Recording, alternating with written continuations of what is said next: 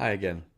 This week I wanted to tell you something about my new project, the one that I mentioned last week, the Orc game, and I'm also going to be talking a bit about my other prototype ideas. But first, let's talk about the Orc card game. So, what I'm going to show you in a minute is a very rough idea of what I want the game to be. This game can be approached in many different ways, so I still haven't decided on which rule set to go with. So you won't be seeing like a full presentation of the game, but rather I want to show you what the core concepts behind the game are. So you can look at it and maybe add some of your thoughts to the design process. Right, so here it is. The basic notion behind this game is the idea of stacks. These are stacks of cards which are representative of the sort of support you have in the Orc horde. You can be supported by different kinds of characters, by Orc marauders or trolls or shamans, and those shamans can be goblins or trolls or orcs. Every class is represented by all three races, and there are three classes. There are Marauders, Warriors, and Shaman. And the idea is that you want to have a specific amount of a specific kind of character in your stack. And if you do, that means you'll be able to discard them and gain a point. That means that particular group of the members of the Horde are supporting you in your claim to become the chief. How do you interact with all this? Well, the idea is that there's only a single deck and you will use the same cards that you need to win to influence whatever cards are on the table. So say this is my stack and this is the stack of another player. Now you can see that there's several different things here. We've got, wherever you've got these two small skull things, that means that's an orc. A helmet means it's a marauder. This hand means it's a shaman. The axe means it's a warrior. So in my stack at this point, I've got two orc marauders, two orc warriors, and a single goblin shaman. A single skull means a goblin. While the other player has a goblin marauder, a goblin shaman, a troll shaman, 3 skulls means a troll, orc warrior, and a goblin warrior. So the idea is that if I want to grab anything from this stack, I need to play a card. I might play the card from the top of my deck, but I will also have options for playing other cards. So say one of the cards I got was another orc warrior. Now let's take a closer look at this card. Every card consists of two important numbers. The one in the top left corner is the influence. That's the number of points that you can grab from somebody else's stack. In the case of the Orc Warrior, that's 4. And then you've got the stack symbol, and on that stack is a number as well. That number is 4 as well. And the idea is that with this card, I can only go 4 cards deep into the stack. So if this stack had, say, 10 cards, I would never be able to get, with this card at least, I would never be able to get beyond the top 4 cards, because that's what the card says. So this is the function, and this is what the kind of, what the card is. If I play this card on this stack, what it does is I can take up to 4 points worth of guys from over here, and they can be 4 cards deep at most. So I can influence these 4 cards, but not this one. This one, when I use this card, this one is off the limits. So say if I want to spend those 4 points, I can spend them on this goblin shaman and this troll shaman, and I might want to add them to my stack. Now, the idea of adding to your stack is like this. You can, whenever you add cards to your stack, you can decide where those cards go. So if I feel like I want these cards to be um, meaningful to me, I might want to put them on the bottom or nearer the bottom, because that way I know they're going to be protected better. But if I don't care about one of those cards, say I've got another Goblin Shaman, so I might want to put this card on the bottom here so that I can go for getting a number of these Goblin Shamans in the future, but I don't really care a lot about this Troll Shaman, so I may put him on top. Because it is a quite powerful card, so there's a good chance some other player is going to take it from me, but that way I protect whatever cards I've got on the bottom. Right now I'm thinking about introducing a rule in which the card that you use is not actually discarded, but instead it's added to your stack. If that was the case and I'd add this card to the stack, then I would have 3 Orc Warriors. One's here and the other 2 are here.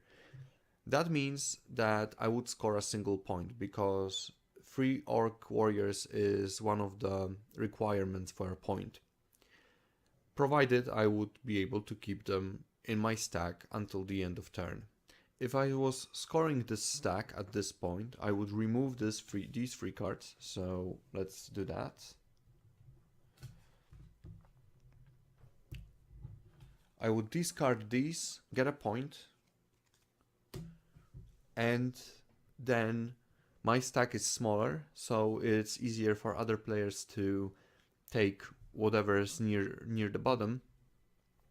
And my priorities also change, because right now I might want to go for Orc Marauders, since I've got 2 already, maybe a third would come in handy, or I could go for the Goblin Shamans, though that would take more of an effort, because you need more goblins than orcs to score.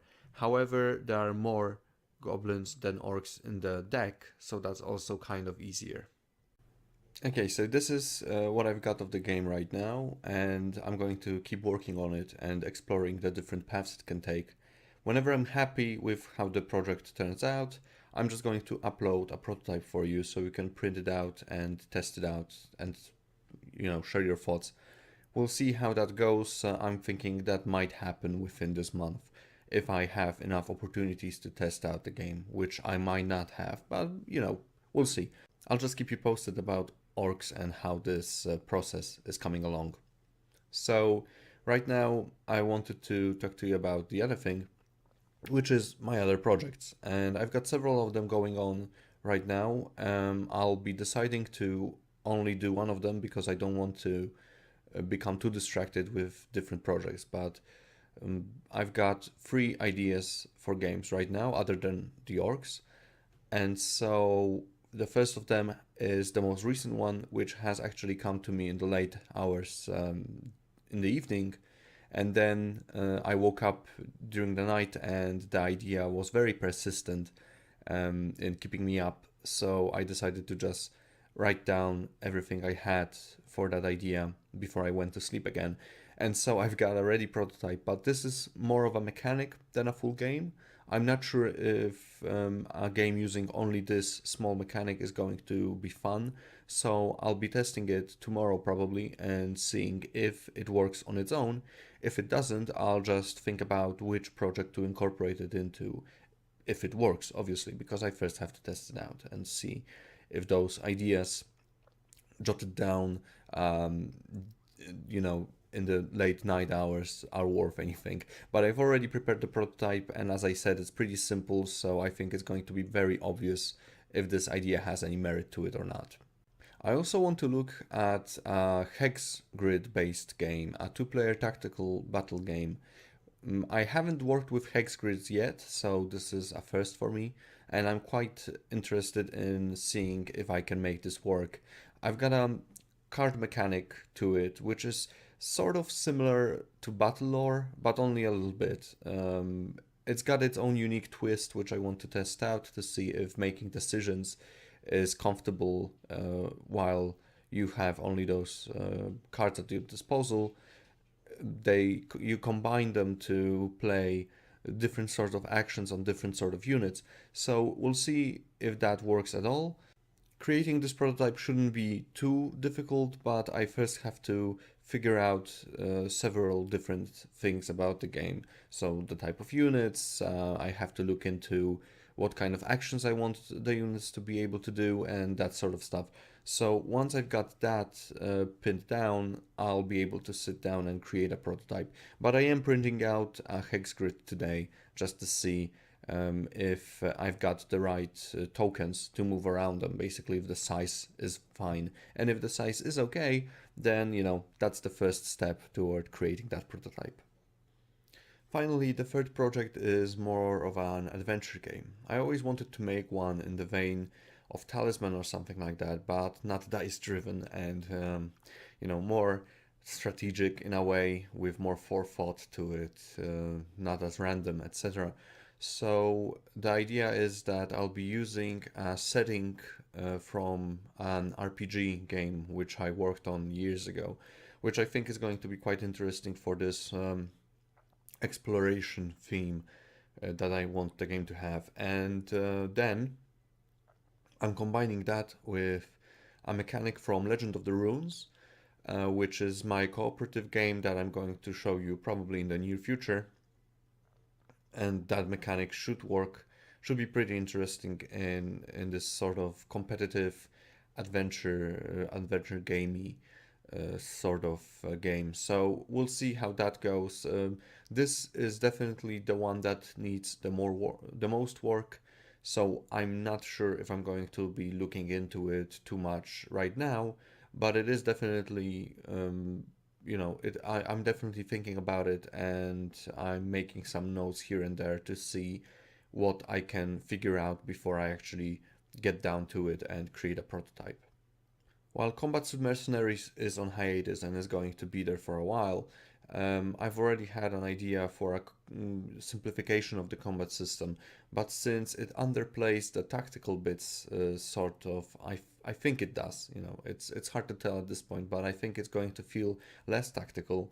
I'm still not sure if that's the best idea for the combat system for that game, but I will explore it and I'll see if I can create anything else to complement it.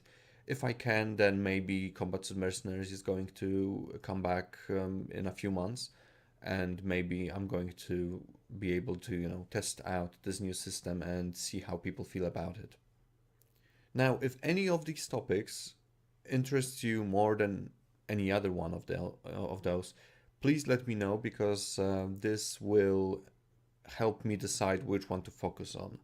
And even at this very early stage, your feedback is very important. So I hope that you'll tell me which one of these ideas sounds the best for your tastes, and maybe which one of those would you like to to hear more about, because I can create a design diary focused on one of these projects when I tell you about the idea I have for it, even if that's not going to be a full prototype, and it's only going to be ideas. But who knows, maybe that's something that you'll find interesting. Okay, that's me for the week. Thanks a lot for listening, and I hope that you'll find it fit to spread the word about these design series. And I hope to see you on my activity feed on Patreon. So see you around, guys.